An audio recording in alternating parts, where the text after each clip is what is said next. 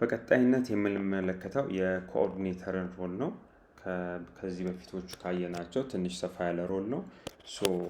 ቅድም እንዳየነው ኮኦርዲኔተር የሚለው ላይ አሳይን አድርገናል ራሳችንን ማለት ነው። እዚህ ጋር ስታፍ ፎር አለ።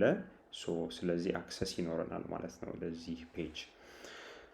ኮኦርዲኔተር ላይ ስንገባ የተለያዩ አይነት ኦፕሽኖች አሉ። ዋን ባይ ዋን እናያቸዋለን ማለት ነው። የመጀመሪያው ክላስስ የሚለው ታብ ላይ ክላሶችን አድ ማድረግ እንችላለን። ለምሳሌ ግሬድ 1 ብንመርጥለት ግሬድ 1 ላይ እነዚህ ሳምፕል ዳታዎች ናቸው። እንደዚህ 5 ሴክሽኖች አሉ። ከነዚህ 5 ሴክሽኖች ላይ ተጨማሪ ሴክሽን የሚያስፈልግ ከሆነ ምናልባት 6ኛ ሴክሽን አድ እናደርግለታለን። አድ አድርገንለታል። ለስድስተኛው ሴክሽን ተማሪዎች መመደብ ይኖርብናል። 32 ተማሪ ያለ አጠቃላይ ለስድስት ሴክሽኖች የምንመድብበትን ሸፍሊንግ ሜካኒዝም አለ እዚህ ጋር። ቅድም ሲስተሙ የሰጣቸው አይዲ አለ፣ በሱ መመደብ እንችላለን። ከሱ ተጨማሪ ደግሞ በአልፋቤቲካል ኦርደር በጊቭን ኔም መመደብ እንችላለን። በአባትስ መመደብ እንችላለን በአልፋቤት፣ እንዲሁም በውጤት በላስት ኳርተር፣ በላስት ሴሚስተር እንዲሁም በላስት የር ውጤት አቨሬጅ ውጤት መመደብ እንችላለን። ለምሳሌ በላስት ሴሚስተር ውጤት ብንመድብ ሲስተሙ የላስት ሴሚስተር ውጤታቸው ላይ መሰረት በማድረግ ቶፕ ስቱደንቶችን እንዲሁም መካከለኛ ስቱደንቶችን፣ ዝቅተኛ ስቱደንቶችን ፌርሊ ዲስትሪቢዩት ያደርጋል በየሴክሽኑ። ስለዚህ ጎበዝ ተማሪዎች አንድ ቦታ ብቻ አይከማቹም ማለት ነው። ከዚህ ባለፈ ምናልባት አንድ ተማሪን ብቻ መርጠን ሴክሽን መቀየር ብንፈልግ፣ ለምሳሌ አንድ ተማሪ ከዩዘር ማኔጅመንት ላይ እንወስድና አይዲውን እንወስድለታለን። ለምሳሌ ሴክሽን ግሬድ 1 ላይ ያለ ተማሪ አለ እዚህ ጋር አይዲው አለ። አይዲውን እንወስድና ኮፒ አድርገን ኮኦርዲኔተር ላይ ገብተን የግሬድ 1 ለምሳሌ እነዚህ ሁሉ አሉልን። አይዲውን አስገብተን ወደምንፈልገው ሴክሽን ሙቭ ማድረግ እንችላለን ማለት ነው።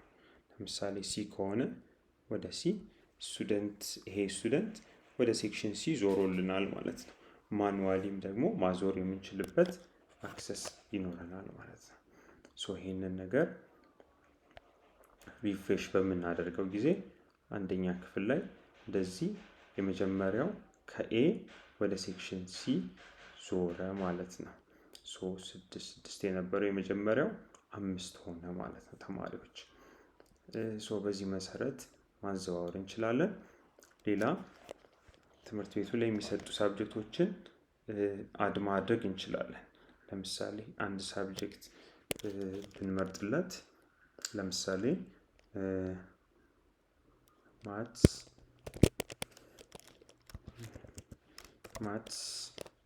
ብለን ብንመርጥለት፣ ለምሳሌ ማትስ 5 ክሬዲት አወር ብንሰጠው አድ አድርገነዋል ማለት ነው።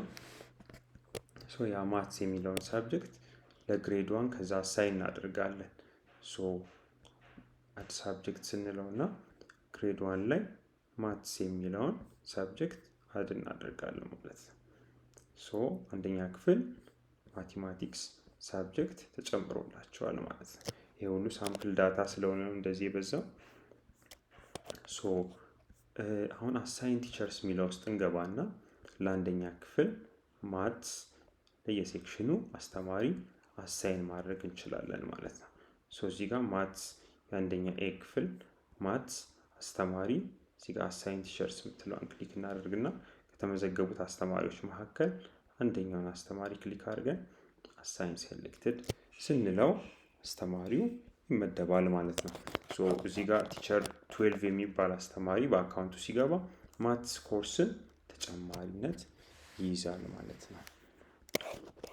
ሌላው ነገር ኮርስና ክሬዲት ነው። እዚህ ጋር ያሉት ትምህርት ቤቱ ላይ ያሉት ኮርሶች በሙሉ ከነቫሉያቸው በዚህ መሰረት ሾው ይሆናሉ። ሌላኛው ነገር ግሬዲንግ የሚለው ሴክሽን ላይ ደግሞ ለእያንዳንዱ ውጤት ያለውን ሌተር ግሬዲንግ ወይም ደግሞ በሌተር ግሬዲንግ ምን ይመስላል የሚለውን ነገር የምንሞላበት ነው ማለት ነው።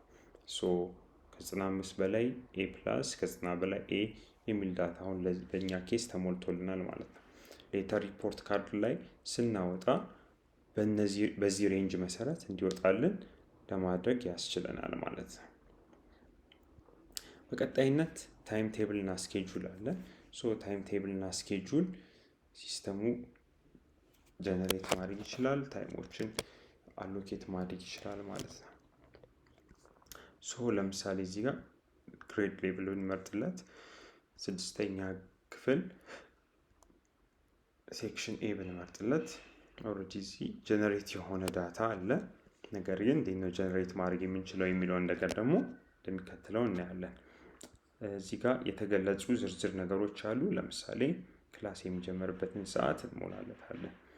እዚህ ጋር 8 ሰዓት ከ30 ይላል። በውጪዎች የሰዓት አቆጣጠር ነው የምንሞላለት፣ በኮምፒውተሩ ላይ በተሞላው ሰዓት ማለት ነው። ኮምፒውተራችን ላይ በምንጠቀምበት ሰዓት 8 ሰዓት ከ30 ማለትም 2 ሰዓት ተኩል ኤኤም ላይ ክላስ ይጀምራል። በቀን ስንት ክላስ አለ የሚለውን እናስገባለታለን። 7 ከሆነ 7፣ 6 ከሆነ 6። የእያንዳንዱ ክላስ ዱሬሽን ምን ይመስላል? 45 ደቂቃ ነው ብለን ኪፕ እናድርገው። ፈርስት ብሬክ 10 ከ45። ሌላም ከሆነ እዚህ ጋር እሱንም መሙላት እንችላለን። እዚህ ጋር ለ30 ደቂቃ ቢሆን ምናልባት ብለን ማስተካከል እንችላለን። ይሄ ነገር ከቀን ቀን የሚለይ ቢሆን ምናልባት እዚች ጋር መንዴ ብቻ 6 ክላስ ሆኖ ሌሎቹን 7 እንዲሆኑ ማድረግ ብንፈልግ እዚች ጋር ከስተማይዝ ሳደርገው ነው። አሁን እንግዲህ ከስተማይዝ ሳደርገው የመንዴን ብቻ 6 አደረገው፣ ሌላው 7 ሆነ ማለት ነው።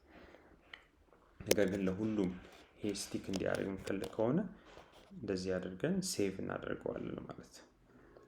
ሴቭ በምናደርግበት ጊዜ የሁሉ ቀናት ተመሳሳይ ክላስ እንዲኖራቸው አደረግን ማለት ነው። ከ1ኛ እስከ 6ኛ ይሄን ይመስላል።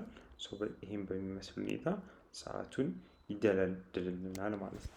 ተማሪዎች በሞባይል አፕሊኬሽናቸው በሚገቡ ጊዜ መጀመሪያ የሚያገኙት ኢንፎርሜሽን የስኬጁላቸውን ኢንፎርሜሽን ነው ማለት ነው።